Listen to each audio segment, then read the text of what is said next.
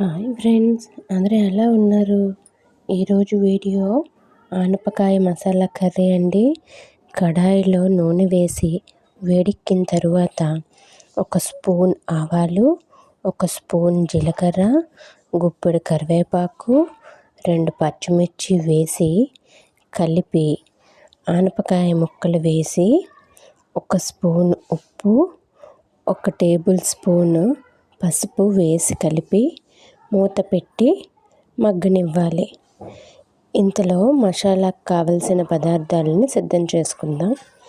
Mixie జార్లో 1 cup పచ్చి కొబ్బరి ముక్కలు, 3 ఎండుమిర్చి, 1 స్పూన్ జీలకర్ర వేసి బరకగా గ్రైండ్ చేసుకొని అందులో చింతపండు వాటర్ వేసి మరొకసారి గ్రైండ్ చేసుకోవాలి.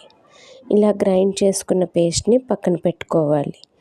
ఆనపకాయ మగ్గిన తర్వాత మసాలాను అందులో వేసి కలిపి 5 నిమిషాలు మూత పెట్టి మగ్గిన తర్వాత సర్వ్ చేసుకుంటే రెడీ. ఎంతో టేస్టీగా ఉండే ఆనపకాయ మసాలా కర్రీ రెడీ. ఈ వీడియో మీకు నచ్చినట్లయితే వీడియోని ట్రై చేయండి. వీడియోని లైక్ చేయండి, షేర్ చేయండి, సబ్స్క్రైబ్ చేసుకోండి.